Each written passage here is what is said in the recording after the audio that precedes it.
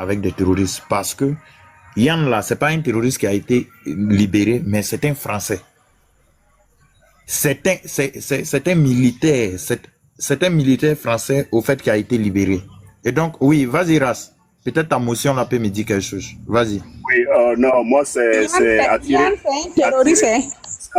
l'attention de tous ceux qui sont là. Sincèrement, tapoter parce que ça va nous aider. Si vous avez remarqué, nos lives sont menacés et puis on a des problèmes à tout moment. S'il vous plaît, tapotez, s'il vous plaît. Voilà, je mute, merci. Oui, je le sais, c'est un terreau, mais l'État français l'a reconnu. Et que le président Macron est sorti et il s'est prononcé sur de fait. Donc en réalité, même s'il est un terreau, maintenant il est de quel pays? Français. Maintenant, si on libère nos soldats qui ont été pris en otage, et que si on sait que, d'accord, le Mali a plusieurs fois pointé du doigt la Mauritanie et l'Algérie de servir de base arrière, parce que si vous regardez les événements, à partir des événements du 25 qui s'étaient passés, aucun otage ne peut rester sur le territoire malien et puis survivre. Grâce à la montée en puissance au fait du feu de l'armée malienne, ce n'était pas possible. Ils ne pouvaient pas garder ces 82 personnes là au Mali. Donc, de facto, ils étaient soit hébergés en Mauritanie, soit hébergés, d'accord, en Algérie. Et si vous avez remarqué, maintenant, vous allez vous rappeler du rapprochement rapide de l'Algérie vis-à-vis du Mali. Parce que du côté de la France, la famille de Yann peut mettre la pression sur Macron. Et maintenant, Macron, sachant où se trouvent nos soldats maliens, il va dire à l'Algérie, allez-y rapidement, faites la paix avec le Mali, libérez les soldats pour qu'on me ramène mon Yann, afin que moi, je trouve la paix. Et en réalité, si vous voyez les rapprochements, c'était pas anodin. C'est que selon moi, mon analyse, hein, c'est pas la vérité. Mais vous allez voir peut-être dans les jours à venir, vous allez voir ces médias-là, c'est que l'on sait de la libération de temps en temps. Et ils vont potentiellement évoquer ces pays parce que ces otages-là étaient évidemment logés dans ces pays-là. Et quand l'Algérie prend, lui, sa puissance, quand l'Algérie, c'est-à-dire que malgré sa manière de déstabiliser et son hostilité face à l'État malien, décide à un moment de faire un 360 degrés, ça dit quelque chose. Donc, raison pour laquelle ceux-là qui pensent, les délinquants qui jubilent en disant, parce que j'étais de passage sur un panel, là où je vois un panel de moutons, bien sûr, voilà, des personnes qui disaient qu'en réalité, d'accord, Assimi Goïta, le président Assimi Goïta a passé le temps à négocier avec des terreaux secondaires. Il n'a pas négocié avec des terreaux, il a discuté avec des États qui étaient des bases arrière pour déstabiliser le Mali et qui, d'accord, avaient en réalité détenu nos soldats maliens. Et si vous avez remarqué la communication entre les ministres... Pardon? Il y a trop de pauses là. Combien de personnes sont en pause sur le panel? Ah, je ne sais même pas. Et donc, vous-même, regardez, par exemple, la sortie du ministre Abdoulaye Maïga, la sortie du ministre, du chef en diplomatie malienne, Abdoulaye Diab, lorsqu'ils étaient en train de parler de l'Algérie ces 2 jours. Regardez comment ils ont parlé de l'Algérie. Et donc, de tous ces facteurs, lorsqu'on réunit tout ça là, sincèrement dit, moi j'ai vu, d'accord, une stratégie et une intelligence de l'État malien. Parce qu'au premier moment, lorsque tu prends l'information à chaud comme ça, maman Zidit, je t'assure que ça fait mal. Tu ne peux pas examiner, mais quand tu regardes ce qui est en train de se passer en bas, tu comprends qu'en réalité, protéger, c'est être là pour les intérêts des Maliens et protéger. Parce que de base, si cela ne s'était pas fait, nos 82 patriotes ne seraient pas libérés parce que ceux-là, ce ne sont pas des enfants du cœur. Mais vous pensez que l'État malien n'avait pas la possibilité en tant que tel, d'accord, de zigouer Yann ou bien de l'assassiner sur le sang? Oui, ils avaient des fusils. On avait la possibilité de le faire, d'éradiquer sa vie. Mais que sera au fait la vie de ces 82 personnes, de ces 82 familles? Que sera la vie des enfants de ces soldats-là depuis le Mali s'ils apprennent qu'en réalité les papas ne reviendraient plus? Là, c'est un coup magistral de montrer, et c'est au fait une puissance de diplomatie qui ne dit pas son nom. Et ça là, même ça se passerait, d'accord, avec tous les États, même avec le Burkina Faso. Si un Burkinabé était dans la main de ces personnes et qu'on avait des éléments de l'air, Ibrahim Traoré allait procéder à la même chose pour libérer ces Burkinabés, parce que la vie de ces Burkinabés coûte plus cher que 1000 de ces délinquants là. Et c'est exactement cette diplomatie-là qu'Assimi Goïta a pris. Et sincèrement, je félicite l'État malien. Je leur dis merci pour tout ce qu'ils ont fait. La patrie ou la mort, nous vaincrons. Et c'est ça, l'intelligence, et de préserver la vie de ses citoyens. Merci beaucoup, les gars. Merci, camarade. Kofi. Kofi. Kofi attend il y a longtemps. Tu es là? Vas-y, Jam. Ok, bonsoir à tous. Bonsoir mon jumeau, tu as disparu. Bonsoir Judith, ça fait 2 jours. Bonsoir maman Africa, Aigle Royal, bonsoir. Bonsoir à tous. Bonsoir, Jam. Merci. Voilà, donc moi c'est difficile, je dirais que c'est difficile de prendre la parole après tout ceux qui m'ont dévancé parce que chacun a dit l'essentiel.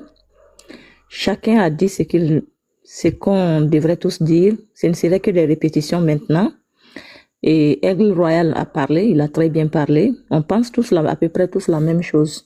Que les gens sachent, les détracteurs de Assimi et ceux qui sont contre, par exemple, la libération de Yann Vizelier, il ne faut pas voir ça de cette façon. Qu'ils sachent qu'il ne faut pas voir ça de cette façon. Parce que au-delà même du pays, hein, et voyons pour les familles, c'est la fin de l'incertitude.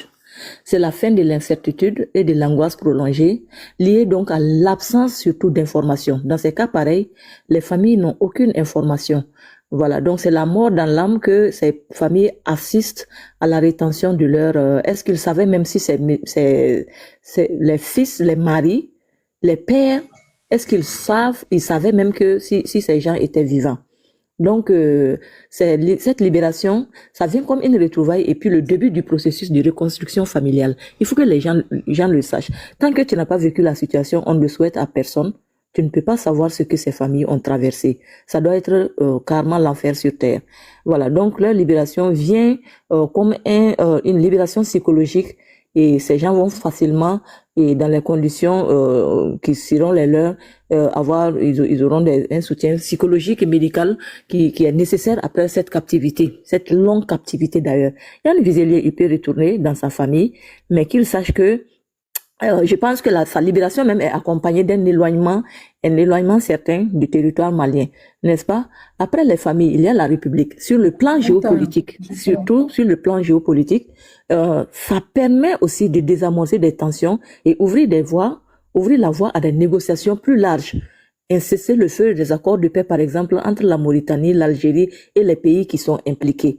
Voilà. Même si je ne dirais pas, c'est pas une opposition parce que cela vient confirmer que la France, qui a toujours poussé des cris d'orfraie pour nier sa responsabilité dans cette affaire de terreau là, ça vient confirmer qu'ils en savent plus qu'ils n'en disent.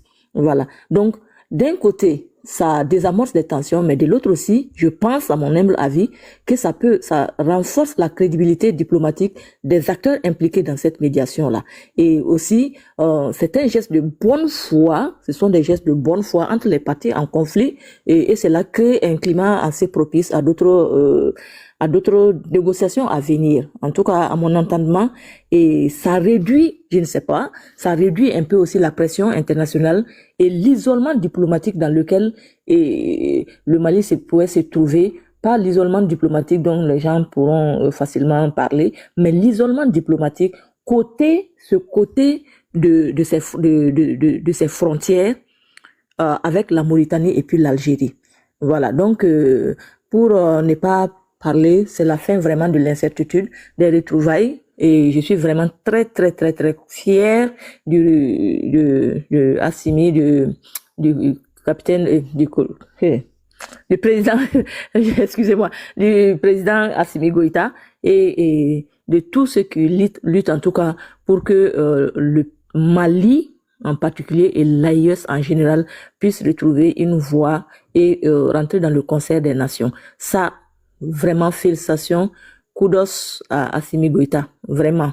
N'en déplaise aux détracteurs, hein, ils ne peuvent pas savoir. Ils ne peuvent pas savoir la joie de leur famille. On espère en tout cas que les Français vont se tenir très très loin de nous dans un avenir très proche. Voilà. Merci à tous.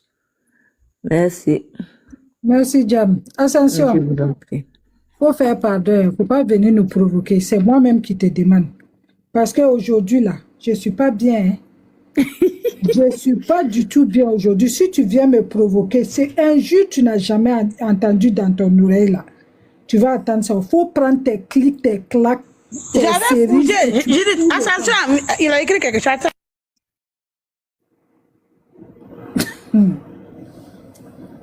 Ok, Pouchis, vas-y. Oui, bonsoir tout le monde. Guama le Kaini Nyamgoden. Ouais, vous m'entendez, non? J'espère. Oui, on t'entend. Ok, bonsoir tout le monde. Que dirais-je? Hein? Bravo et félicitations au général d'armée, hein? Le lion, en fait, du Tu peux désert. me donner 1 minute, s'il te plaît. Ok, vas-y. Attention. En tout cas, nous, on impose le respect. Comparativement à ton président Alassane Ouattara, qui a organisé la rébellion pour aller attaquer Laurent Gbagbo et qui s'est retrouvé à l'hôtel Ivoire, qui était en train de pleurer et appeler les casques bleus, appeler toute l'Afrique de venir le faire sortir dans l'hôtel. C'est quel hôtel? Golf. Je Hôtel ne du sais Golf. pas. Hôtel du Golfe là. Hôtel du Golf. Voilà, nos dirigeants ne se sont jamais retranchés dans un quelconque hôtel pour demander à ce qu'on libère quelqu'un. Patrick Doumbia. Patrick Voilà. Doumbia, Iba Bieke. Iba Bieke le Nekafsani.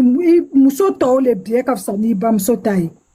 Ah, C'est voilà. pas un Français qui est mieux que 82 Maliens. Mousso Tao, Dien Mousso Be, Biekafsani, Bamso Biele. Parce qu'il y a des Kunta Nyongolo Kabladiena. Nyamwode, Shilon Bali, Mousso Kolonde. Mousso Kolobali, Faut après Mousso Kolobali Deng. Mousso Kolobali Deng. Voilà. Donc, attention. Nous, nos présidents imposent le respect. Et ils ne pleurent pas. Mais Alassane Ouattara, lui, non seulement il a organisé la rébellion, il a fui. Il a pris sa famille, aller confier au Mali. Revenir se retrouver à l'hôtel de Golfe, pensant qu'il allait prendre le pouvoir. Mais les forces loyalistes de Gbagbo l'ont chicoté avec ses rebelles. Il fallait appeler l'ONU, les casques bleus, machin, pour venir le sauver, le faire quitter l'hôtel de Golfe. Nous, nos dirigeants ne sont pas comme ça. Hein. Nous, nos dirigeants sont des vrais diplomates. Et ils ont malmené la France comme ils le peuvent. Ils le peuvent. Jusqu'à ce que la France a accepté ce que nos dirigeants ont décidé. Ça veut dire pour un individu, il faut libérer 82 Maliens. Donc, celui qui est intelligent comprend celui qui a imposé le respect. Même Macron est trop petit. Il a pleuré. L'espion a été condamné pendant combien de mois au Mali? Pendant combien de mois? Si nous, on doit libérer un individu pour sauver la population malienne, on le fera même demain. Mais nous allons continuer de les combattre au front. C'est de ça qu'il s'agit. Bande de lâches que vous êtes, des esclaves de salon, des Nyamurodé, des Dangadé, des Fasokolondé, Tachini, Urumusokolondé. Pouchis Kakumadama, ça va aller. Pouchis, je remets ton compteur à zéro. Maman Afrika Koni.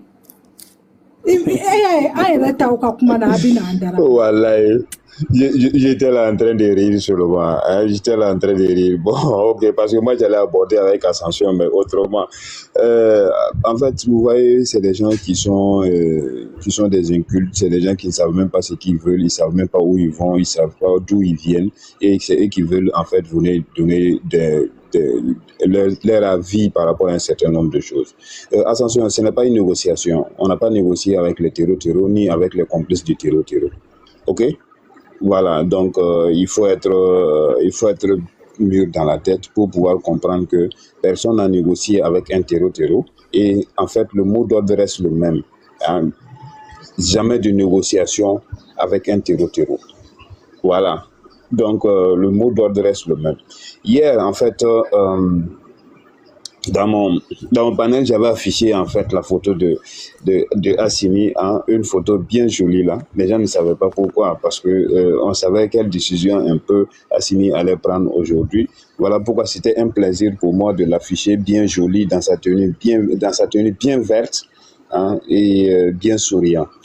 Donc en fait, si vous venez en fait sous un panel, hein, même si vous n'avez pas la parole, même si vous n'avez pas la parole, vous ne pouvez pas avoir la parole, il faut avoir quand même l'intelligence d'écouter les gens et savoir ce que les gens disent pour pouvoir discerner et avoir en fait un certain nombre de compréhension de ce qui est dit sur le panel. Il faut avoir en fait, ouvrez vos cervelles, hein, parce que vous n'avez pas de cerveau, ouvrez vos cervelles au moins. Et puis écoutez, ne soyez pas des gens sans rien dans la tête au moins. Si vous n'avez pas de cerveau, et au moins les cervelles. Bon bref, qu'est-ce qu'on peut dire? Bravo au général Assimi, bravo au gouvernement malien, bravo aux femmes, et on dit félicitations à eux et bonne arrivée à nos femmes qui sont rentrées dans leurs familles respectives et qui aujourd'hui, à l'heure là, je sais que les familles sont assez contentes, hein, contentes plutôt, et de voir que leurs enfants, leur père, leur mari, leur époux, en fait, leur fils est de retour malgré tout ce qu'on pensait, tout ce qu'on a mis dans nos têtes concernant ces différents trucs. C'était nos prières pour que ces enfants-là puissent rentrer dans les différentes familles. Ces hommes qui, pour la défense de leur nation, hein, ont subi. Et comme l'a dit le communiqué même, en fait, de choses, comment on appelle ça, du ministre de la Défense là-bas, et ils ont salué, le ministre de la Défense a salué la résilience, hein, et la bravoure de ces soldats-là, et qui sommes-nous pour ne pas saluer en fait cette bravoure et cette résilience en fait de ces femmes-là qui pendant des mois étaient dans les mains en fait de ces terreaux. Pour chuter, je dirais quoi? Il ne faut pas que les uns les autres confondent, hein? Avoir peur ou du moins négocier avec les terreaux et penser aux enfants de choses comme on appelle de la nation. Et ces enfants de la nation sont de retour, les 82 là, hein, ils sont là, hein, ils sont là, hein, ils sont là, hein, ils sont assez forts, assez mûrs dans la tête aujourd'hui pour pouvoir faire face en fait encore au terreau. Nous n'allons pas sacrifier 82 à cause d'un seul. Non, c'est pas une négociation. Nous n'allons pas sacrifier, je répète, hein, nous n'allons pas sacrifier 82 familles à cause d'un seul qui nous aujourd'hui nous savons pourquoi il a été condamné et quels sont en fait les mobiles et pourquoi il a été en fait chose. Même ceux qui sont là, même les Français aujourd'hui, il a été jugé de façon normale. Est-ce que vous voyez, il a été condamné par la justice et tout le monde sait pourquoi il a été condamné et tout le monde sait ce qui s'est passé. Au moins on a la vérité. On a la vérité, on le laisse partir chez lui. Tant pis pour lui, hein, il n'a qu'à aller faire ce qu'il veut là-bas. Mais nous avons nos soldats et nos soldats vont reprendre en fait le service pour la défense de la nation malienne, pour la défense de l'AIS. Voilà, je chute là et je dis bravo encore au général du corps d'armée, Assimi Goïta, et à toute son équipe, parce que c'est lui qui est le ministre de la Défense. Hein. Rappelons que c'est Assimi Goïta qui est actuellement le ministre de la Défense malienne. Merci. Ok, merci Pouchis. Santé, bonne arrivée. Ok. Bonsoir Tata Judith. Bonsoir. Bonsoir Air Royal. Bonsoir la reine Zarimde, Saddam, Pouchis, Abdul, Yamson et Raz, le prince, tout le monde en bas. Bonsoir à tous. Et merci de tapoter, de partager. Parce que les billets, c'est pas uniquement ceux qui sont sur les panels, ceux qui tapotent, ceux qui commentent et ceux qui partagent aussi sont des billets. Du coup, bon, par rapport à cet événement, moi, j'ai eu le même sentiment que El Royal au début. J'étais pas du tout content. Mais après une petite analyse, En fait, j'ai compris et essentiellement 3 points. Le premier point, c'est qu'il y a 82 familles qui vont retrouver le sourire au Mali ce soir. 82 familles vont fêter le retour de leurs braves hommes. 82 familles vont passer toute la nuit à faire la fête. 82 familles vont bénir le président Assimi Goïta jusqu'à l'aube, jusqu'à la fin de leur vie. Donc, c'est 82 familles qui retrouvent le sourire, tout simplement. Vous voyez un peu. Et le deuxième point, c'est que le Mali est vraiment souverain. Parce que la lutte, moi j'ai dit c'est une lutte pour la libération de Yann, a commencé bien avant même son jugement. On le sait tous, la France, tout que revendiquait sa libération depuis bien longtemps, même avant sa condamnation. Jusqu'à sa condamnation, la France n'était pas pour. Mais le Mali est resté ferme sur sa décision. Et quand on fait une petite analyse, la France a continué dans cette démarche pour trouver une solution à cela. On voyait un peu. Et donc, ça s'est abouti par ce contrat-là, en fait. C'est pas comme si c'est le général Assimi Goïta qui s'est levé de lui-même pour aller proposer ça à la France. Non, c'est l'inverse. Et la France, voilà, la France a vraiment dû pousser des trucs pour convaincre. Et le troisième point, c'est que le coup de maître de la part du général Assimi Goïta dans cette affaire-là, c'est qu'il a prouvé aux yeux du monde entier que ce qu'il disait, ce que les 3 pays de l'Est disent depuis le début de ce phénomène de terreau-là est bien vrai.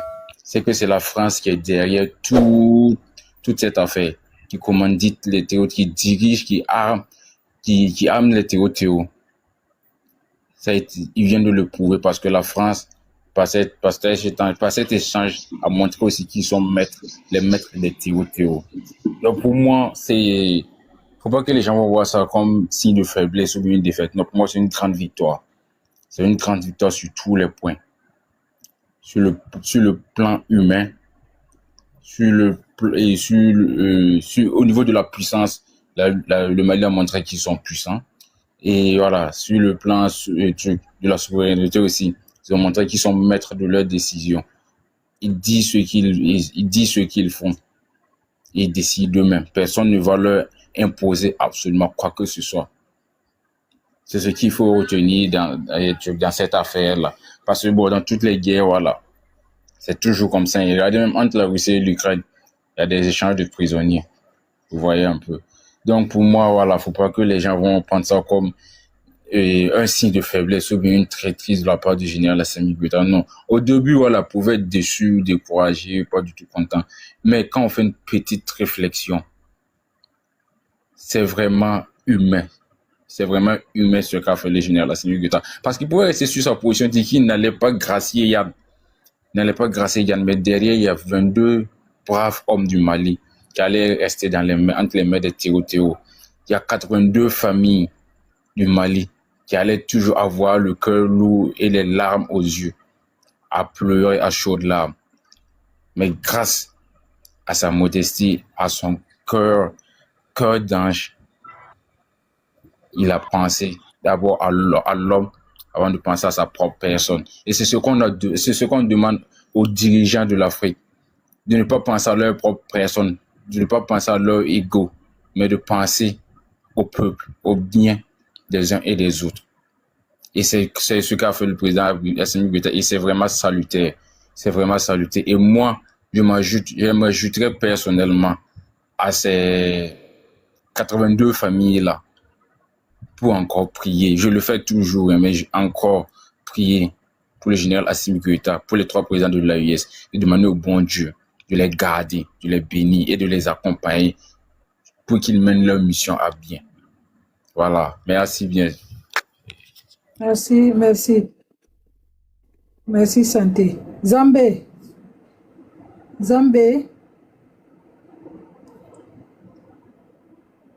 est là. Bonsoir à tous. Bonsoir. Vraiment, oui, je suis là. Merci à M. Santé, merci à Aigle Royal, merci à Poutich. Mais Poutich, il fallait faire la pub un peu du panel de haut niveau sur ce panel aussi. Merci à la Voix du Sahel pour son panel. Mais comme Pouchis n'a pas fait la pub, moi je vais faire la pub. En fait, le samedi à 14h, temps universel. Je dis bien 14h, temps universel. Hein. Il y aura un panel de haut niveau que Pouchis il connaît. Bon, temps universel. Mais Air de France, Air de Paris, Air de France, c'est 16h je pense. Voilà. Maintenant, je remercie tout le monde par rapport au panel. Mais ce que je vais dire ici, c'est quoi? Et Assimi Goïta, c'est un lion. C'est un lion. Et il a libéré Yann Verzier. Verzilier ou bien c'est Verzier là, son nom là même est bizarre là. Vézilier. Mais moi, ce qui me. Moi, voilà, Verzilier ou bien c'est Vézilier là.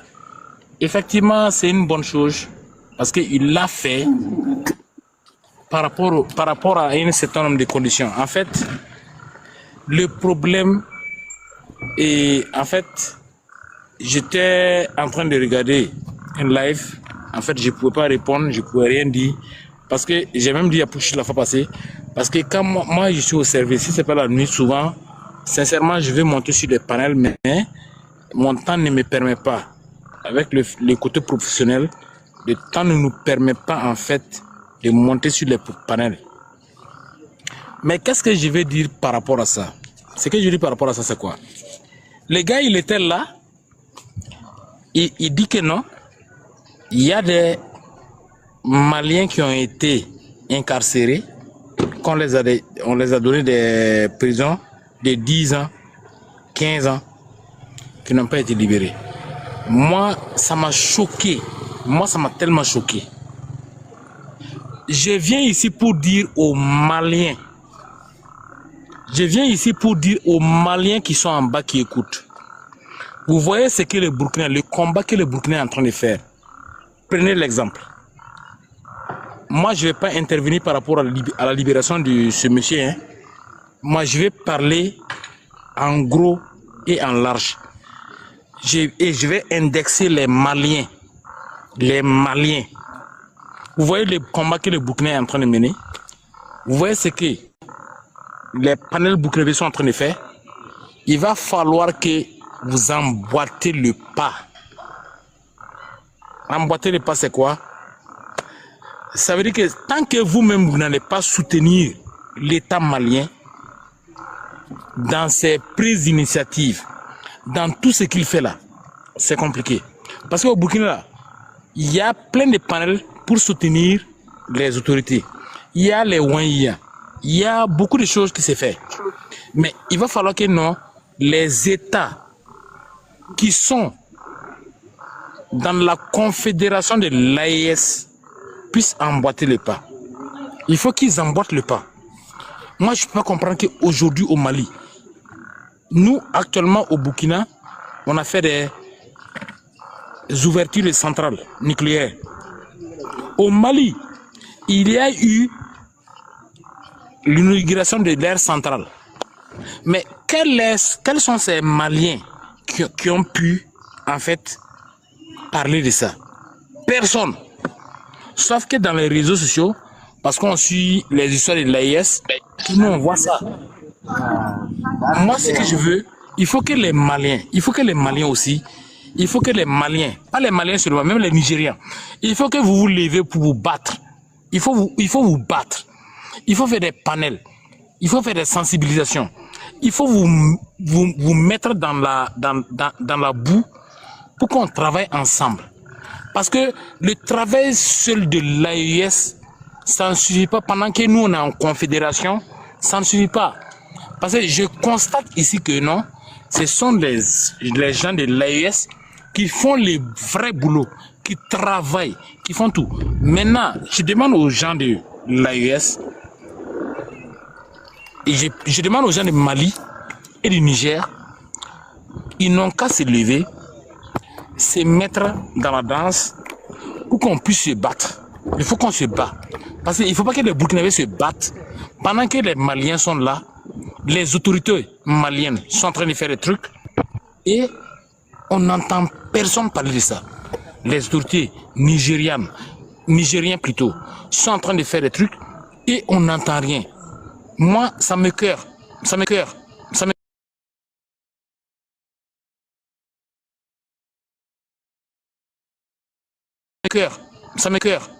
En un oiseau de mauvais augure, mais j'essaie de parler pour que les Maliens comprennent et que les Nigériens comprennent. Merci, je chute par là. Ok, merci. Abdul est là. Ouais, Déjà, il est oui, je descendu. suis là. Bonsoir tout le monde. Ah, tu es monté là. Ah, ça a changé de position. Vas-y, Abdul. Ok, bonsoir tout le monde. Bonsoir. Donc, moi, comme mon profil l'indique, je m'appelle Abdelaziz et je suis du Niger et je suis dans la région de Tillabéri. Donc, si vous le permettez, je vais me prononcer sur 3 choses. La première chose, c'est la libération de lieutenant-colonel Yann Vasilier. Et je vais un peu rebondir sur ce qu'a dit mon frère qui vient de terminer tout de suite. Et pour finir, hein, si vous permettez, je voudrais également parler un peu sur ceux-là qui comparaissent l'AES et les autres pays dont je ne veux pas prononcer leur nom pour ne pas faire leur promotion. Alors, la libération de Yann est stratégique pour ceux qui ne savent pas. Pourquoi c'est stratégique? Ça permet d'abord de prouver l'implication de la France dans l'insécurité qui sévit au Sahel. Parce que jusqu'aujourd'hui, n'allez pas loin, entre nous les Haïtiens, il y a ceux qui ne croient pas. Ils pensent que non, c'est juste une façon pour les dirigeants de l'AES de trouver un bouc émissaire pour lui faire porter le chapeau de leur incompétence, entre guillemets, parce que c'est ce que beaucoup pensent, quoi. Mais comme je le disais, la libération de Yann est stratégique. D'abord, ça permet de prouver l'implication de la France dans l'insécurité qui sévit au Sahel. Et il y a des pays voisins qui sont complices. Parce que moi, j'étais surpris d'entendre que c'est le Maroc qui a joué la médiation pour la libération de Yann, en échange de la libération de 82 vaillants militaires maliens. De passage, vraiment, je félicite le lion de la transition malienne, le général d'armée Assimi Goïta, et félicitations surtout et à ces 82 familles qui vont aujourd'hui dormir le cœur plein de joie. Alors je reviens sur ce que je disais. L'implication de la France aujourd'hui, c'est clair. C'est clair, il n'y a même pas de doute.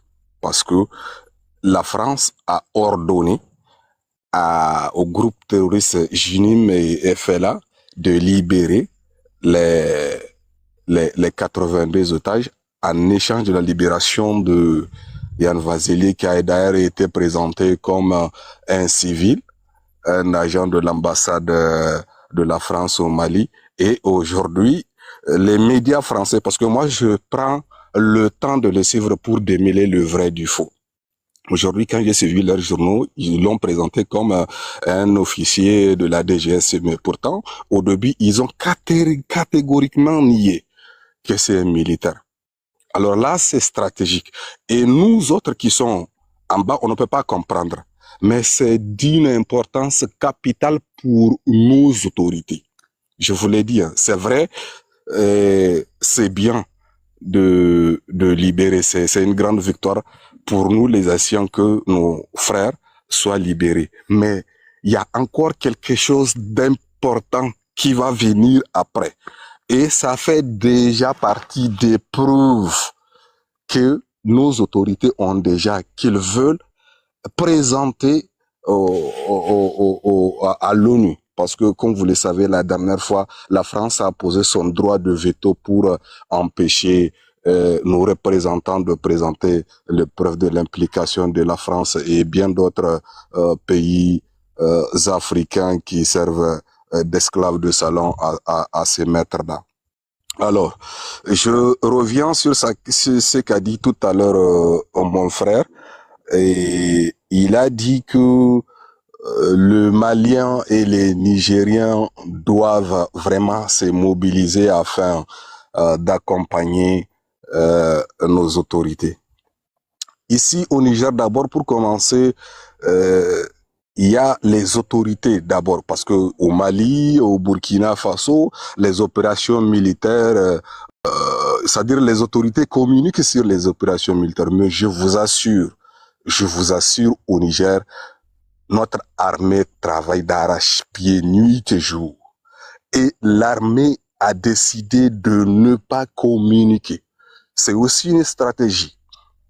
Parce que ça permet non seulement de surprendre l'ennemi, et ça permet de ne pas donner la position. Je ne suis pas en train de dire que ce que font le Mali et le Burkina, c'est pas bon. Mais nous, nos autorités, c'est leur façon de faire. Ça permet de surprendre l'ennemi. Ça permet également à nos forces armées d'avancer.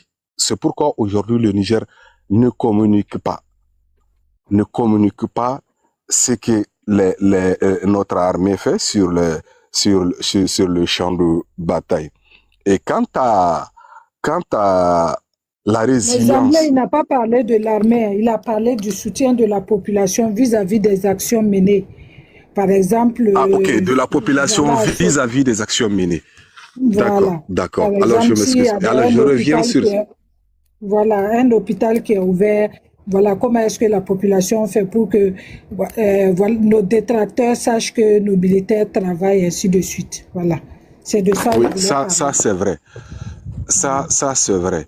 Et vous savez, il y a un petit truc que je ne sais pas. Les Nigériens sont peu présents sur les réseaux sociaux. Je ne sais pas ça si vous le savez. Oui. D'ailleurs, moi, c'est la première fois de parler sur un panel sur TikTok. Généralement, je suis toujours là et écouter, quoi. Donc, les Nigériens sont peu présents sur les réseaux sociaux. Là, c'est un facteur qui fait qu'aujourd'hui, c'est que les actions que mènent nos autorités ne sont pas vraiment du tout médiatisées. La deuxième chose est que aujourd'hui, je vous l'ai dit, moi, je suis au Niger et je suis à Tillabéri. Comme vous le savez, c'est l'une des régions où les plus touchées par l'insécurité.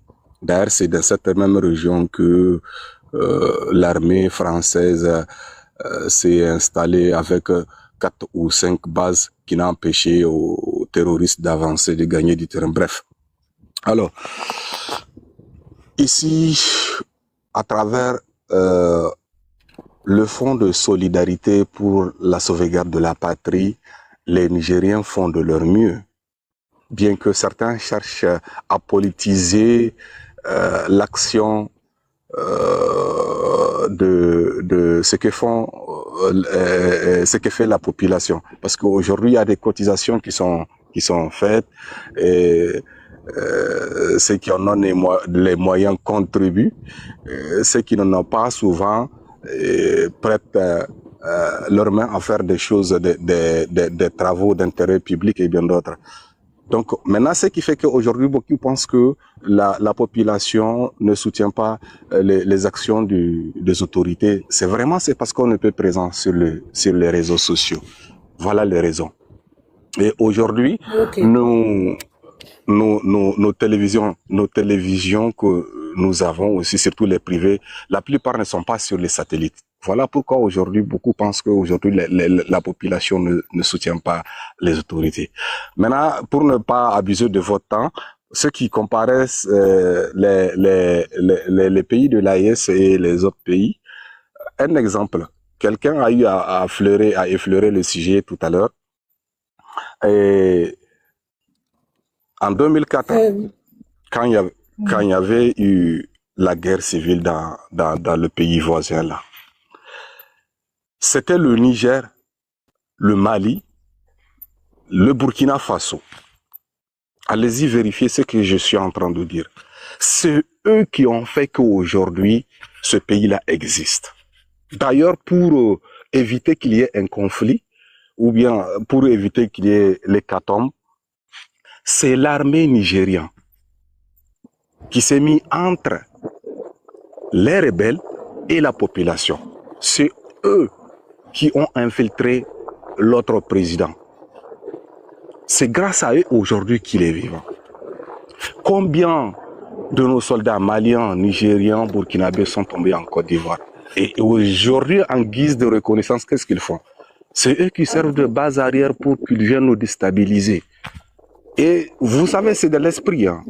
C'est dans l'ADN, quoi. Ces gens ne peuvent en aucun cas changer. Vous voyez, pendant que les autres pays cherchent leur indépendance réelle, pendant que les autres pays cherchent à se débarrasser des griffes spirituelles et économiques de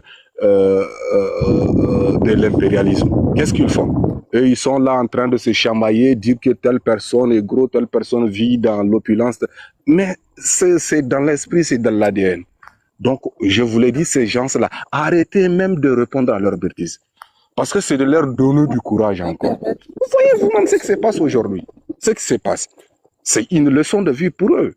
Malheureusement, certains d'entre eux ne sont pas conscients pour savoir que c'est une punition divine qui est en train de s'abattre sur eux. Ils ne peuvent pas penser à cela. Parce que c'est des gens qui sont distraits. Voilà, merci. Je ne veux pas abuser de votre temps. Merci beaucoup. Voilà. Yanoussa, s'il te plaît, va prendre juste sa motion et puis je te passe la parole. Zamblé, vas-y. Faut être Ok, merci. Mon ami qui vient de passer, moi je te comprends bien, hein. Je te comprends bien. Je comprends très bien. Mais mon inquiétude, tu ne l'as pas résolue. En fait, je suis en train de parler d'une chose qui est réelle, qui est claire. Moi, mon souci premier, c'est quoi? En fait, moi, j'aimerais que les Nigériens, les Maliens font le même combat que nous, les Burkinabés. Parce qu'au Burkina, ici, là, prenez l'exemple du Burkina. Voilà, moi, je veux qu'ils prennent l'exemple du Burkina parce que il n'a pas compris. Non, Zamblé, au début, quand on faisait... Oui. Chaque pays a ses réalités, ses principes. Excusez-moi. Oui. Excusez-moi, je peux prendre la parole? Oui. On était avec des Nigériens qui venaient souvent.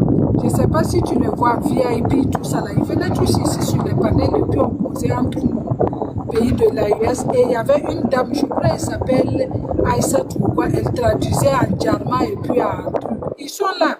C'est parce que c'est pas beaucoup. C'est Coran Easy.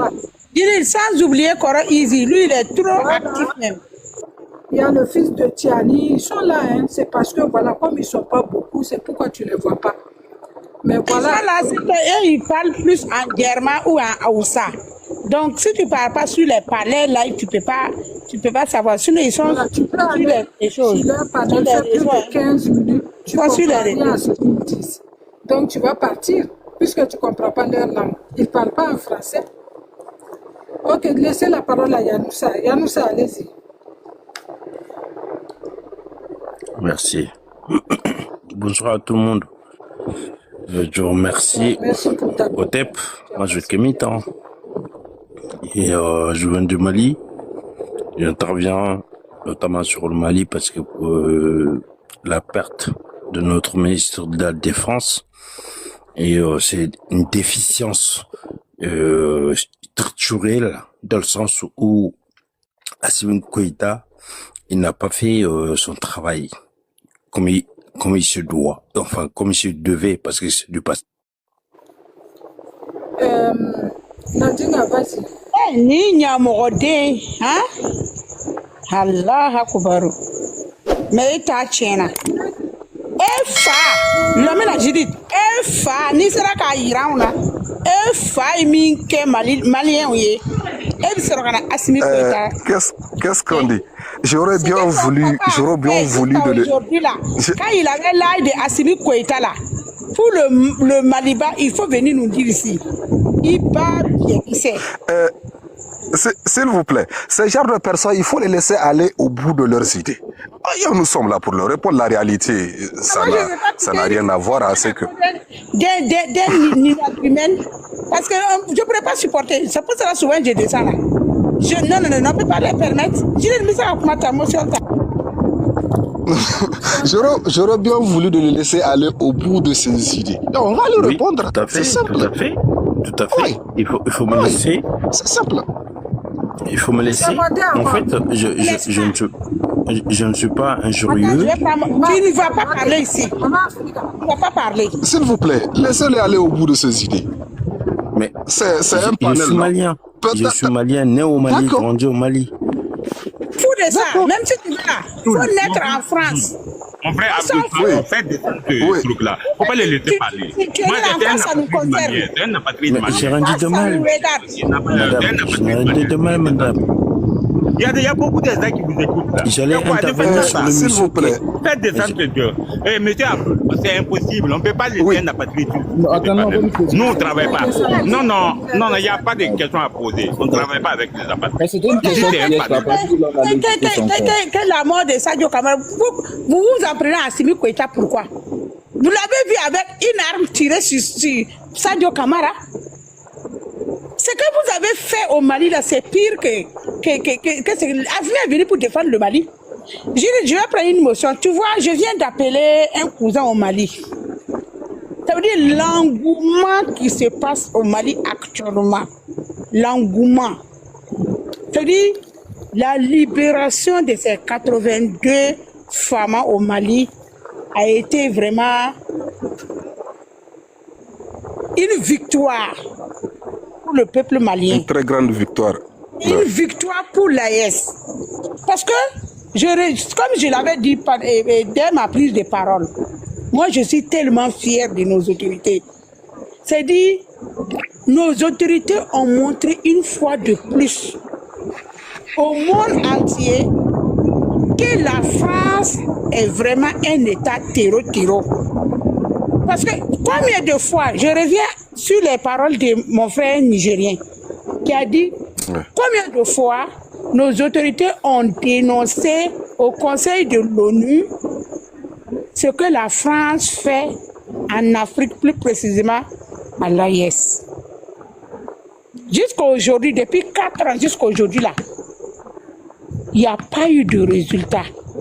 Et je crois que l'acte que le Mali a posé aujourd'hui, le Mali a piégé, ça veut dire c'est comme une corde que le Mali a mise dans le cou de la France et la France sera asphyxiée. Parce que voilà, tu as compris maintenant. Que la France, depuis 2013, était au Mali. La France n'a pas pu libérer le Mali dans les mains des terreaux, et que c'est cette même France, pour un individu, un espion, peut négocier et libérer 82 Maliens qui étaient dans les mains des terreaux. Comment la France a-t-elle fait pour pouvoir libérer ces femmes afin que l'espion français puisse être libéré? La France aussi, Voix du Sahel. Voix du Sahel, j'espère qu'il y a une autre victoire que vous avez oubliée. Je dis, il y a une autre victoire que vous avez oubliée. Vous voyez les relations entre l'Algérie, le Mali, l'Algérie, Niger? C'est aussi stratégique. Hein? Qu'est-ce que vous pensez? Et aujourd'hui, ceux qui sont campés là-bas, qui mènent des activités subversives pour renverser le régime actuel du Mali, vous pensez qu'ils vont dormir tranquillement en Algérie? Mais non. Ils vont s'exiler dans les pays où ils sont considérés comme des stratèges. Ils vont continuer leur stratégie là-bas.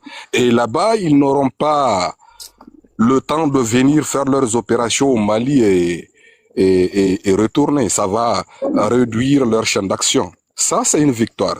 Si peut-être les Maliens ou les Nigérians ou les Burkinabés voient que c'est pas bon de faire de renouer les relations avec l'Algérie, mais stratégique, c'est une grande victoire. Pour ceux qui ne le savent pas.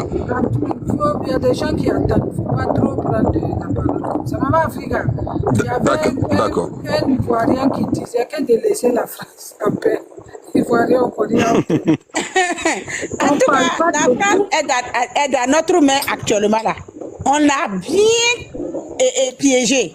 C'est-à-dire, je sais pas, la joie qui m'anime actuellement là. C'est-à-dire, même les apatrides là ne pourront pas lever les têtes devant nous parce que depuis on accuse la France, ils disent que nous on s'en prend à la France, mais voilà les preuves palpables. Il n'y a pas plus avec celui qui refuse de voir. Hein? Incroyable. C'est toi qui as fait monter Yamoussa. Je savais pas que c'est un virus. Attends, il a jeté son corps dehors. Ni Nyamroden jiki kabanu nya fe alala do bi yoro Nyamroden titei. Ni danga ya jiki. Nyamade ti mananu ye. Nadine, vas-y. Mes respects, Tata Judith. Respect à tous ceux qui sont sur le panel, à la Maman Africa, Aigle Royal, à mon frère Santé, Abdulaziz, tous ceux qui sont en bas, ils tapotent, ils partagent, et puis, en tout cas, ils envoient des cadeaux. Parce qu'aujourd'hui, c'est plus qu'une fierté pour nous, Haïtiens, en tout cas, de dire que la victoire, c'est à nous. Mais si nous avons pu mettre en déroute les plans cyniques, criminels et démoniaques de la France, je pense qu'on peut se réjouir d'un travail que nous faisons, même nos leaders. Parce que leur vision, c'est une vision divine. Il y a la main de Dieu dedans. Il a décidé que c'est l'ère de l'AES et c'est l'ère de l'Afrique. Tous ceux qui n'ont pas compris là, Thomas Sankara avait dit ça, qu'il faut que la France change de regard envers l'Afrique. Parce que l'Afrique n'est pas, voilà, ce qu'on appelle, vient piller et puis repartir. Mais à ce temps, il ne voyait pas ce que Thomas Sankara voyait loin.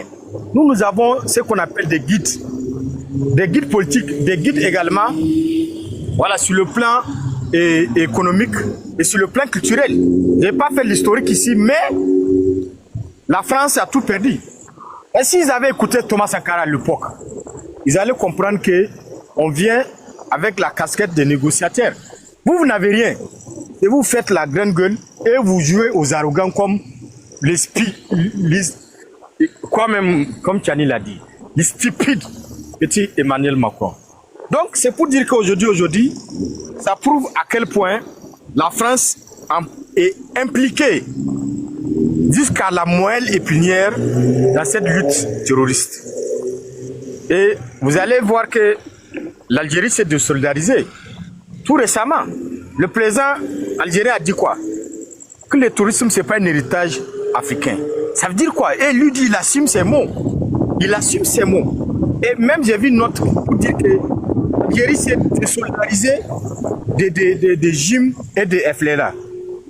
C'est ça, c'est les élèves, les bons élèves de l'Élysée. Vous avez vu? Et de façon stratégique encore, Macron a quitté là-bas pour aller en Syrie, pour aller renégocier les accords. Parce que c'est ça. Et nous allons lui dire, quelle que soit la disposition, quels que soient les élèves qu'il va apporter, nous avons les preuves palpables. Au début, ils ont dit quoi? Que ce monsieur-là, le singe-là, c'est un singe. Que non, le monsieur-là, c'est un agent diplomate. Que non, c'est pas un espion. Ils ont rejeté ça. Après, ils ont reconnu encore.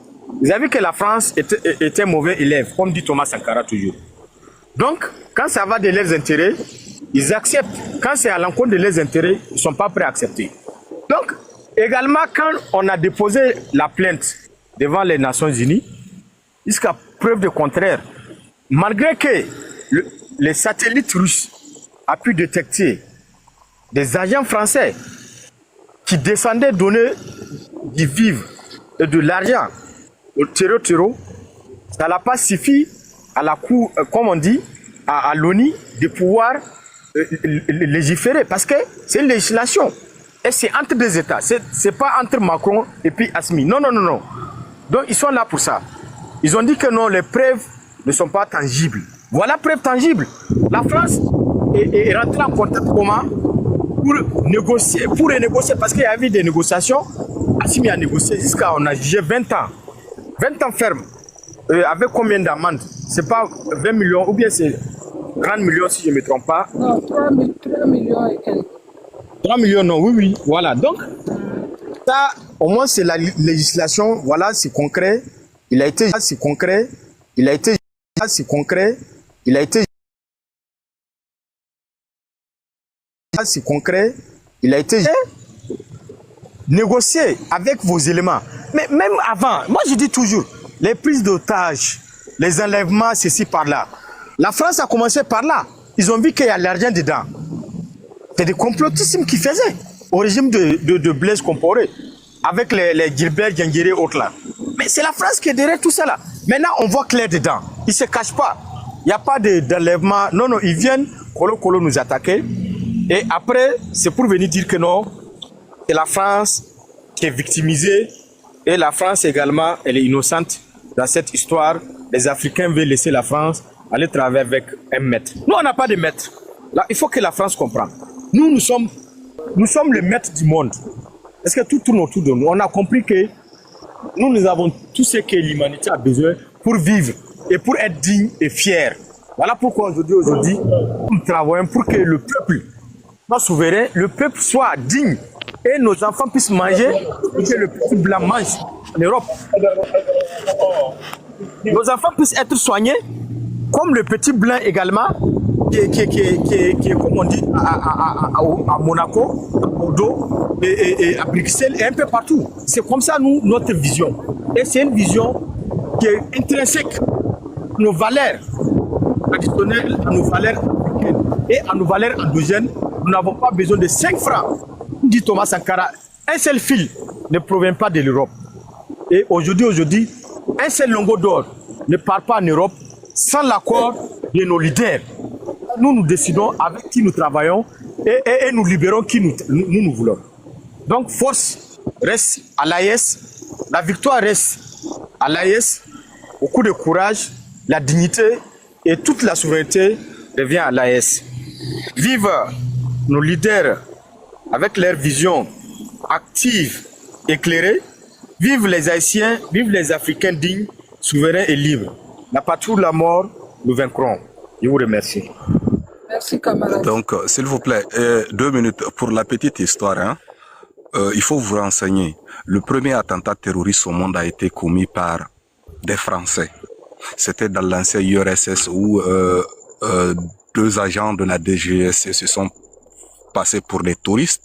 Ils étaient partis là-bas, enquêter sur des pipelines, parce qu'en ce moment, la France s'est débrouillée. C'était dans les années 44, hein, ce moment, je pense, de la Deuxième Guerre mondiale là. Qu'est-ce qu'ils ont fait? Ils étaient partis, ils ont placé des bombes qui ont fait sauter les pipelines. Après, ils sont revenus pour proposer leur aide afin de lutter contre le terrorisme. Mais aujourd'hui, les apatrides ne veulent pas entendre ça. Il faut vous renseigner. Allez-y sur Google, tapez premier attentat terroriste au monde. C'était des Français. C'était des agents de la DGSE française. Le terrorisme, la capitale, c'est Paris. Ceux qui ne veulent pas l'entendre, c'est la réalité. Et Emmanuel Macron qui est parti en Syrie. Syrie là-bas, c'est quoi? C'est des kamikazes, c'est des spécialistes. Parce qu'il ne reste que 300 et quelques jours au pouvoir. Vaille que vaille, il faut finir avec l'AES. Il est parti voir signer des contrats pour que la Syrie lui donne des kamikazes qui viennent s'exploser aussi dans nos marchés. Il faut faire très attention, je vous le dis. C'est quelques jours qu'il lui reste au pouvoir, il fera tout. Il fera tout. Et ça, je pense que nos autorités doivent mener des sensibilisations dans les marchés, dans les lieux publics où les gens se réunissent. Emmanuel Macron ne va pas lâcher facilement. Voilà, merci. Merci. C'est à qui je voulais donner la parole, il nous a descendu. Sweet Baby. Sweet Baby, tu es là? Parce que si je commence en haut, là, tu vas prendre du temps. Ok. Avast. Avast, vas-y.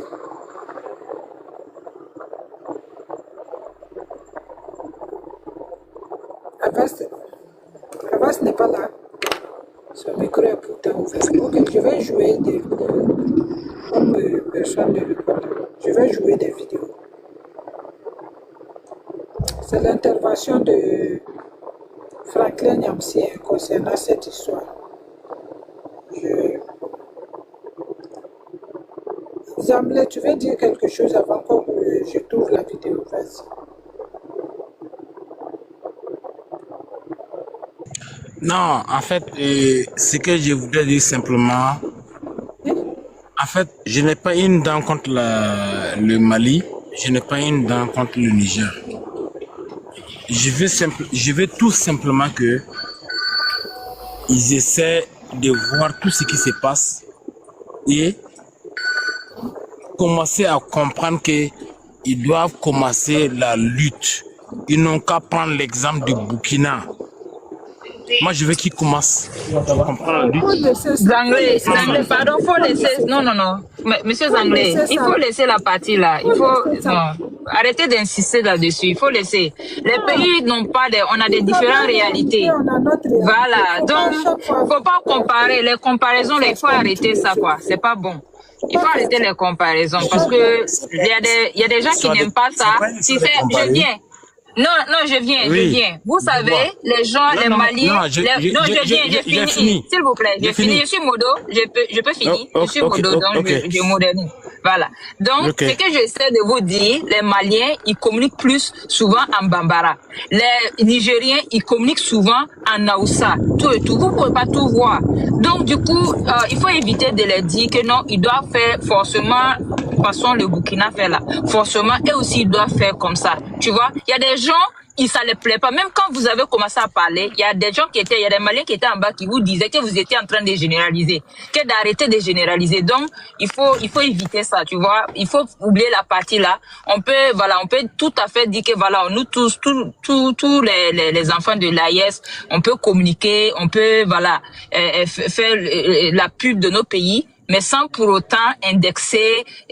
Voilà, il y a des gens qui ça les plaît pas. Donc, il faut arrêter. Faut pas tirer trop loin. Merci. Je voulais ajouter. Ok. Non, j'ai fini. Non, j'ai fini d'abord. Voilà. J'ai compris. Je vais plus insister sur ça. Mais mon cri de cœur là, il faut que, si je le dis pas là, ça me choque en fait. Et je vais demander aux Maliens, aux Nigériens.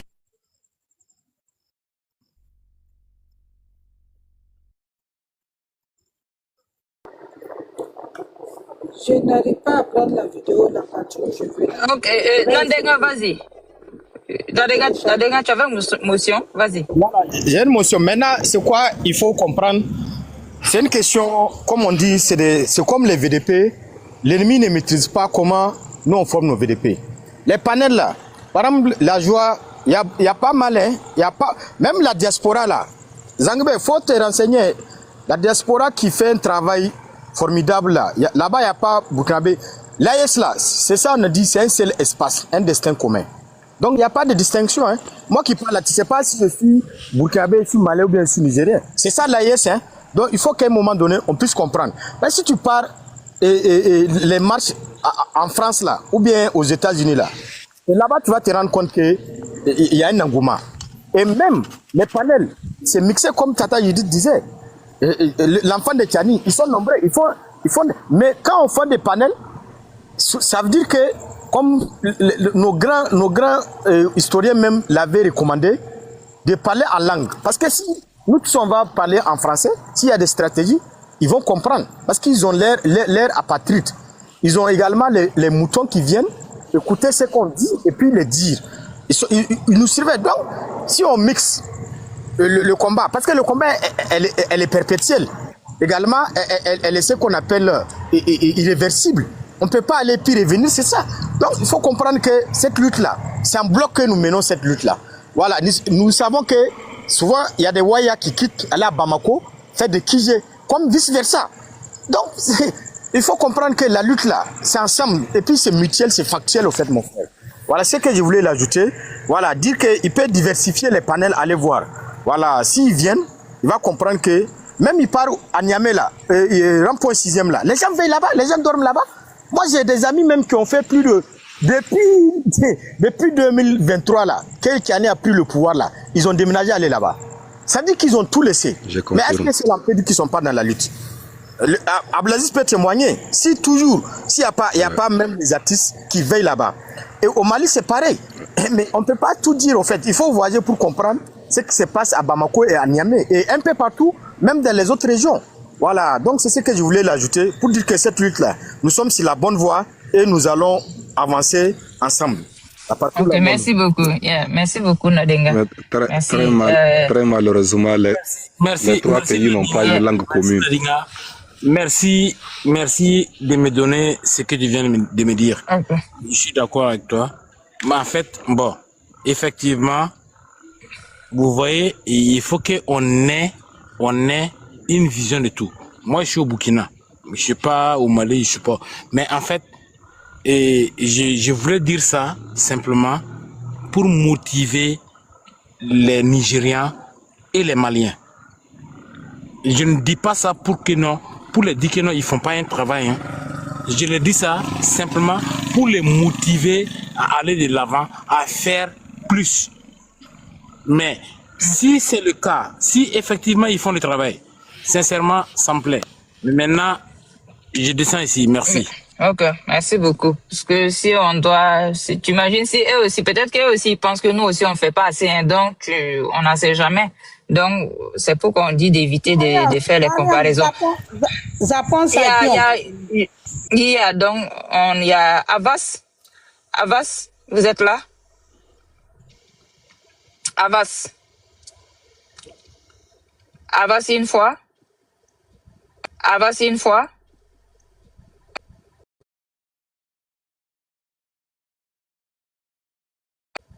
Abbas une fois. Ok. Maman Judith, vous voulez jouer quelque chose?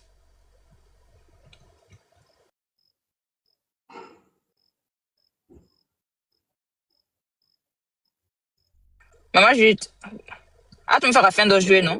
Ou bien? Elle fait avancer jusqu'à 1h à Tissona. Ah, ok. C'est à partir de 1h05 que je vais la partie là. Donc, il y a la YouTube. Je cherche sur YouTube. Ok. Il y a quelqu'un qui vient de monter. Belem Jeremy, si vous voulez parler. Belem Jeremy, vous êtes là? Ah, les gens là, je vous comprends pas. Hein. Vous faites les demandes, vous montez, ensuite maintenant on vous passe la parole, vous ne parlez pas. Ok. Maman Africa, vous avez... Quoi? Ok, vous êtes là? Belem Jeremy? Ah, il vient de parler, non? Ok.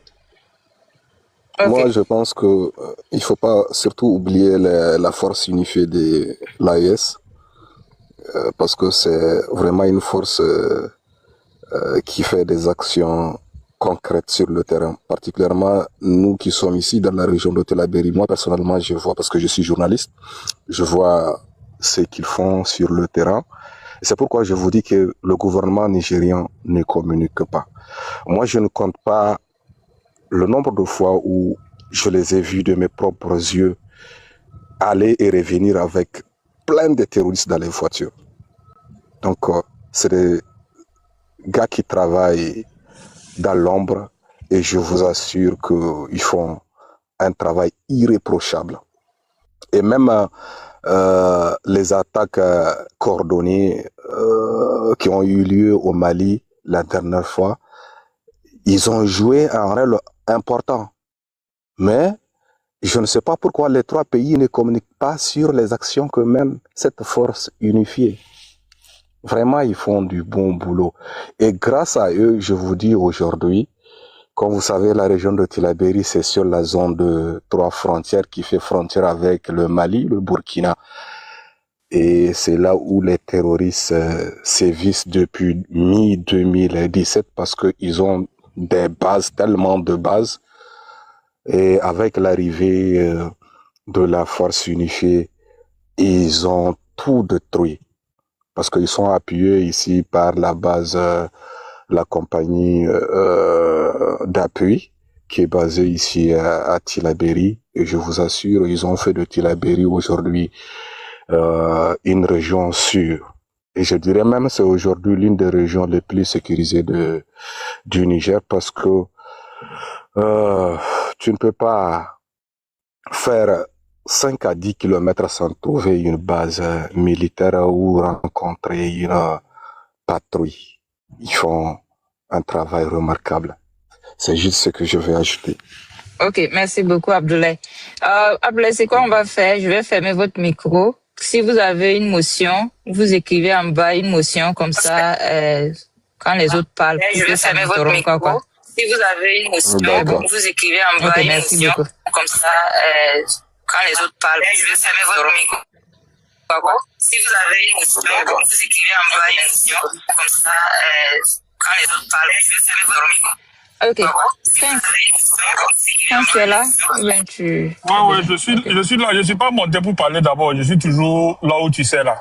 Non, moi je suis monté juste pour demander une chose. S'il vous plaît, les gars. Essayons de tapoter.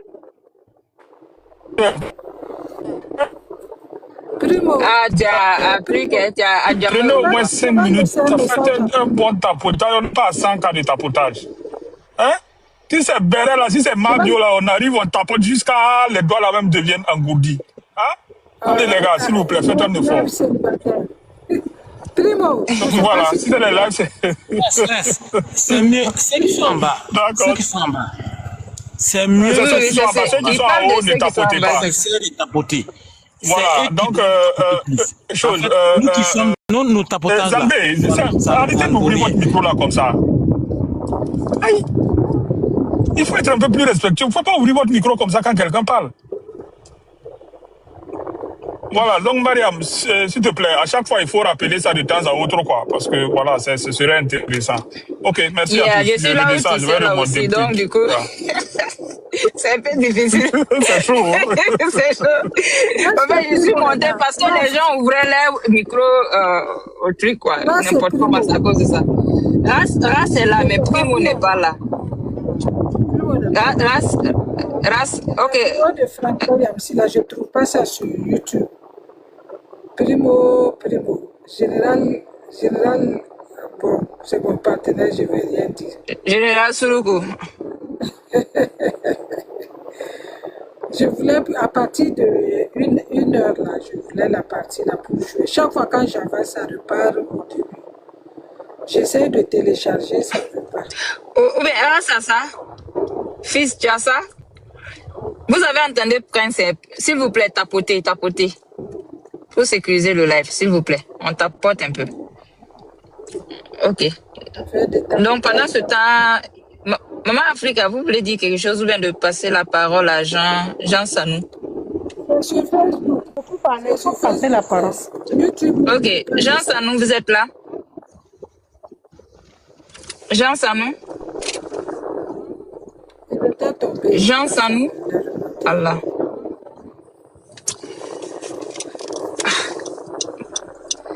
Mais je comprends pas. Quand les gens ils lancent les demandes là-haut, c'est pourquoi? Ah, ok. Je vous ai envoyé une demande. Jean Sanou? Je comprends pas. Les gens ils montent souvent, je sais pas. Ou bien c'est monter dormir. Je comprends pas. I don't understand. Il faut qu'on m'explique. Non, je lui ai envoyé la demande. Ok, il est là. Jean Sanou, vous êtes là? Oui, je suis là. Ok, prenez votre temps de parole. Ok, donc, bonsoir à tous. Sinon, franchement, c'est pour dire que il y a un frère qui a essayé de parler, de faire la différence, comment dirais-je, de faire une comparaison. Non, c'est pas normal. C'est pour lui dire, il n'a qu'à arrêter ça. Nous sommes tous des Haïtiens.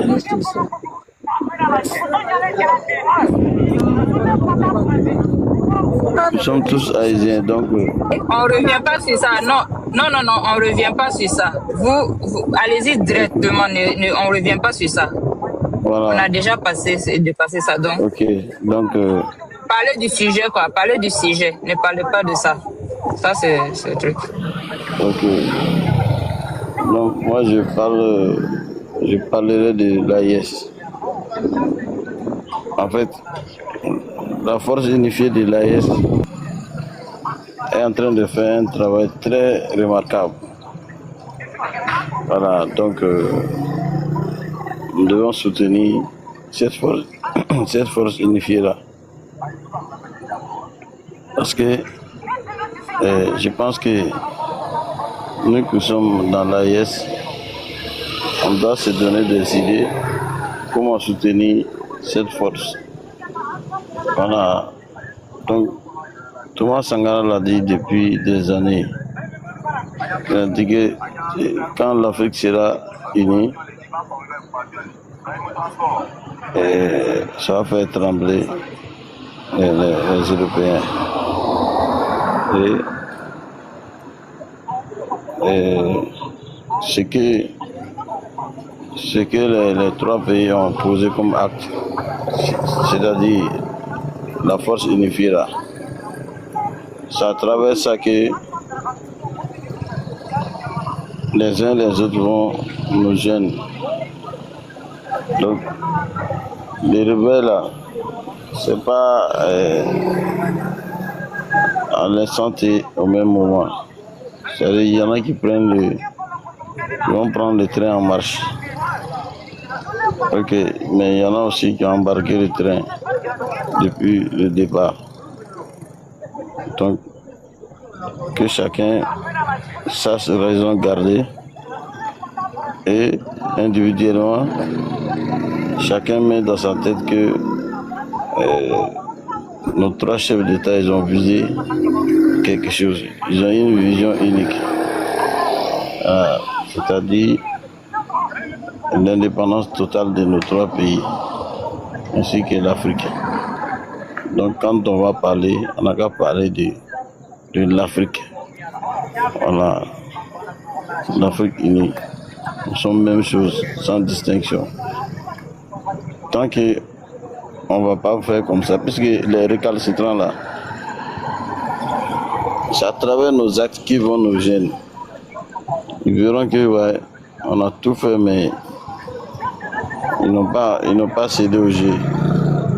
Donc, dans ce cas, qu'est-ce qu'ils vont faire? Ils vont retourner, venir auprès de ses frères. Voilà. Et puis, c'est l'Afrique qui va gagner. Ça, c'est mon souhait, quoi. Voilà, c'est mon souhait. Bien.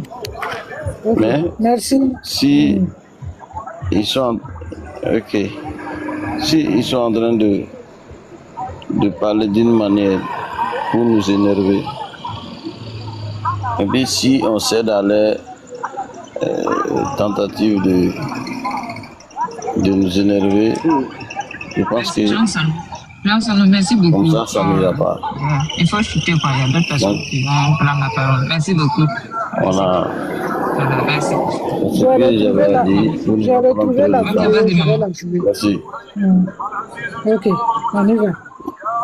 Qui sera rempli d'aigreur, avec une envie de mieux réussir sa prochaine opération. N'est-ce pas? Mais les 82 soldats maliens qui reviennent, ils reviennent et sont à la disposition de l'armée malienne pour continuer le combat dans leur pays. Et eux aussi reviennent avec une expérience qui leur permettra sans doute de mieux défendre leur pays après ce qu'ils ont vécu en captivité. Voilà. Voilà comment il faut analyser cette affaire. Donc ici, la confiance, c'est vraiment la clé. Dans cet avant-dernier paragraphe du communiqué de l'armée, la confiance en l'autorité. Et quand l'armée demande de rester mobilisée, c'est que le président Assimi Goïta et ses compagnons savent que ce n'est pas parce que Macron a ordonné à ses mercenaires de libérer 82 soldats maliens que Macron renonce à déstabiliser le Mali, à renverser le gouvernement du Mali, comme l'a dit le député français Bruno Fuchs. Non, il n'y renonce pas. Voilà pourquoi le peuple est appelé à rester mobilisé et à ne pas se laisser distraire par des commentaires de nature à discréditer l'acte qui a été posé par le président. L'acte qui a été posé par le président sauve 82 vies maliennes. Il renforce l'armée malienne. Il renforce la respectabilité de la diplomatie, de la géostratégie, de la géopolitique malienne dans la sous-région. Chacun sait maintenant que s'il vient se mêler des affaires du Mali, il payera cher. Il payera cher en retour pour pouvoir sauver ses vies. Chacun le sait. L'état-major général des armées affirme sa détermination à poursuivre sans relâche sa mission de défense du territoire national, de protection des populations et de sauvegarde de l'intégrité de la nation. C'est-à-dire quoi? Que c'est pas parce que les terroristes ont libéré 82 militaires maliens sous les ordres de leur chef de la junte néocolonialiste et terroriste que les terroristes ont cessé d'être terroristes. Ils vont quand même continuer d'essayer d'atteindre les objectifs, même si ça devient très compliqué pour eux, avec une Algérie qui leur fait de moins en moins confiance, une Mauritanie qui a accepté la négociation à travers le Maroc ou à travers, eh bien, le Togo. Bref, la coalition du JNIM-FLA est vraiment celle qui sort perdante dans cette affaire. Parce que, littéralement, on peut dire que Macron a sacrifié ses mercenaires pour sauver son espion. Et vous voyez ici tout le racisme du néocolonialisme français. Tous les mercenaires du JNIM-FLA peuvent crever. Macron s'en fout du moment que cela lui permet de sauver un espion français. Un espion blanc français dans la tête de Macron vaut beaucoup plus cher que tous les mercenaires, les milliers de mercenaires de la coalition JNIM-FLA. S'il fallait que Macron donne eh bien, toutes les troupes du JNIM-FLA en échange de Yann Christian Bernard Vézivier, Wallahi billahi talaï, Macron allait les donner. Parce que ces néocolonialistes français ont toujours considéré que les vies des nègres et des arabes ne valent rien. Et il vient de le démontrer. Il dit non, libérez 82, libérez 82 parce que je veux récupérer un. Libérez 82. Ça, c'est la psychologie néocolonialiste et raciale, raciste de Macron. D'accord? Donc ici, il ne faut pas non plus tomber dans l'illusion que la guerre contre le terrorisme se serait achevée. Il ne s'agit pas de la fin de la guerre contre le terrorisme. Il s'agit d'une étape de cette guerre. C'est une étape hautement géostratégique, diplomatique, psychologique, morale et spirituelle. Le peuple malien, les peuples africains, les dirigeants, les armées, personne ne doit baisser la vigilance. Au contraire, nous sommes à un tournant. Parce que le néocolonialisme français humilié va être encore plus violent. Il va être encore plus fou. Il va être encore plus nerveux. Regardez comment ces gens-là s'attaquent à nous qui utilisons seulement la liberté de penser, la liberté d'expression. Nous qui utilisons la plume, le verbe, l'image. Nous qui utilisons des moyens non violents pour défendre la cause de notre continent. Regardez comment les néocolonialistes français nous traitent. Regardez le sort que Macron me réserve depuis 5 ans. Il est sans pitié. Lui, il n'y a pas de grâce chez lui. Pourquoi? Mais parce qu'il part du principe qu'ils doivent quand même trouver une solution pour redominer l'Afrique, pour recoloniser l'Afrique, pour recontrôler l'Afrique. Et tant que nous ne les avons pas copieusement vaincus, étalés à plat couture sur tous les plans, ils n'arrêteront pas, tout naturellement, de chercher à nous affaiblir, à nous déstabiliser, à nous dominer. Donc, ce serait une erreur de la part des Africaines et des Africains d'interpréter cette libération des prisonniers, des otages militaires maliens comme étant la fin de la confrontation avec l'impérial terrorisme. Non, c'est une étape. Même cette négociation fait partie de la guerre contre le terrorisme. C'est une bataille, eh bien, diplomatique, géostratégique et géotactique que le président Assimi Goïta et ses compagnons viennent de remporter. Mais ils n'ont pas encore remporté la guerre. La guerre contre l'impérial terrorisme continue. Que personne ne se fasse d'illusions. Au Mali, au Sahel, en Afrique, ou en France, ou ailleurs, c'est pas fini. Macron s'assoit tous les soirs avec les géostratèges néocolonialistes français pour essayer de savoir comment la France va reprendre pied ici en Afrique.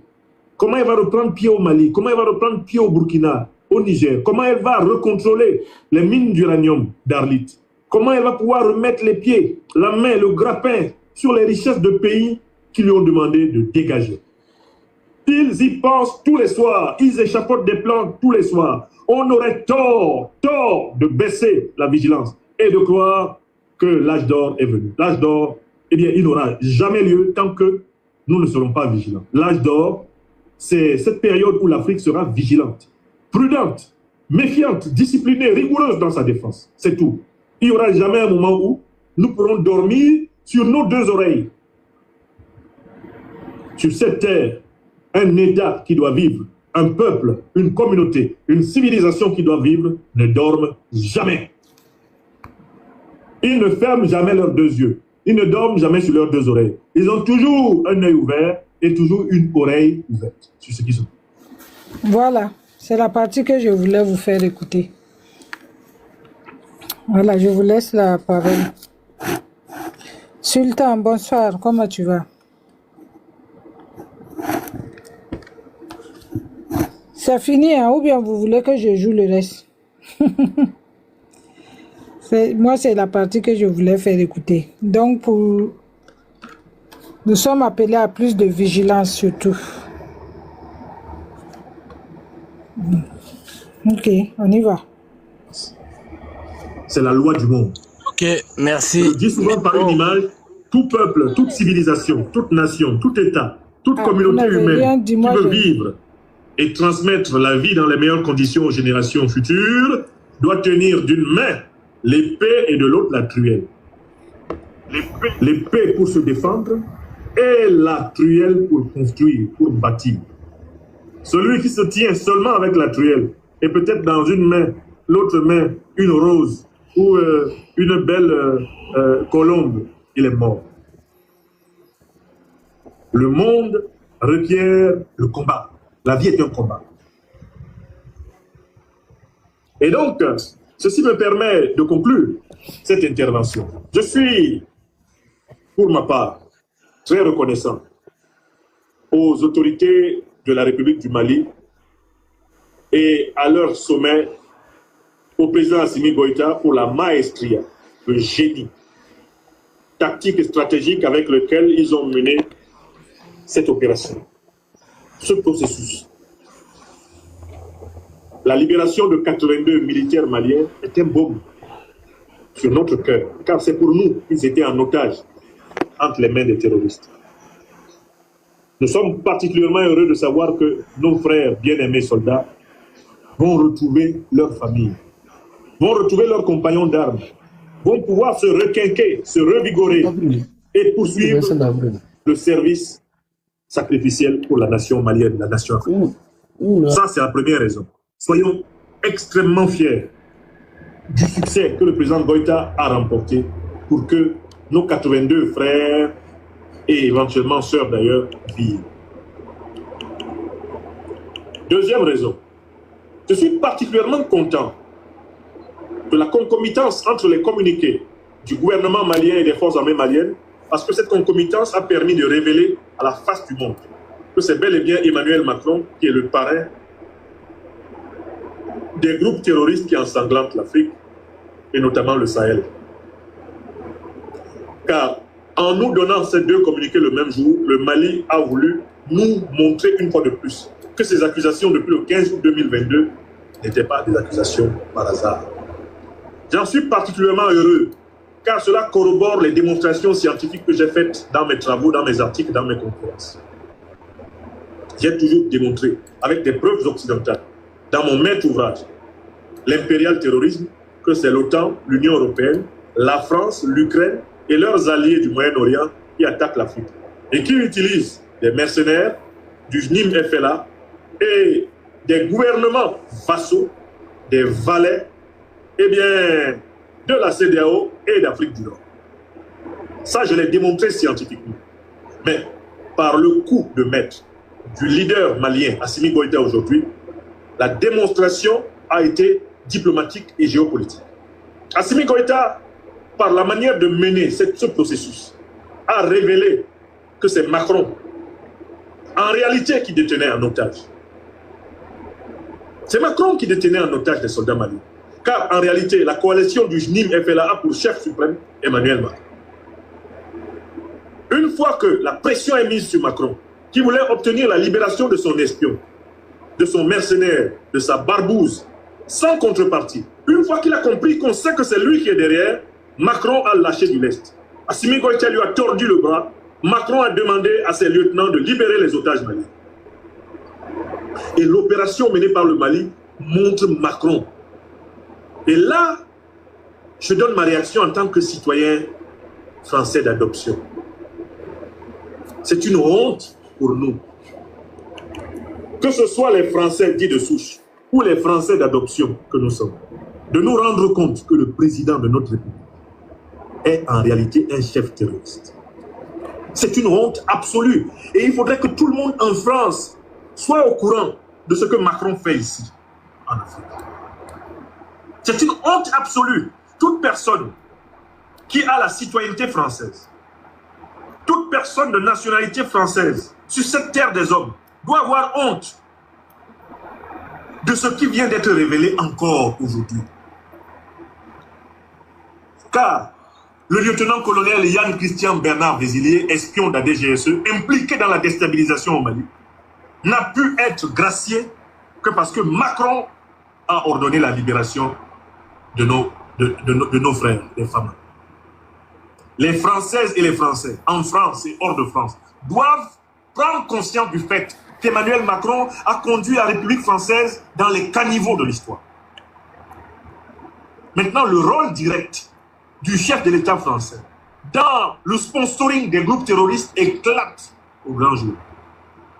Car on assiste littéralement à une sorte d'échange de prisonniers entre le chef de la junte néocolonialiste et terroriste française et le chef de l'État malien. C'est à ça que nous avons assisté aujourd'hui, jeudi 13 août. Le président Assimi Goïta lui a dit, je sais que c'est toi qui détiens mes hommes. Tu libères mes hommes, je te libère un homme.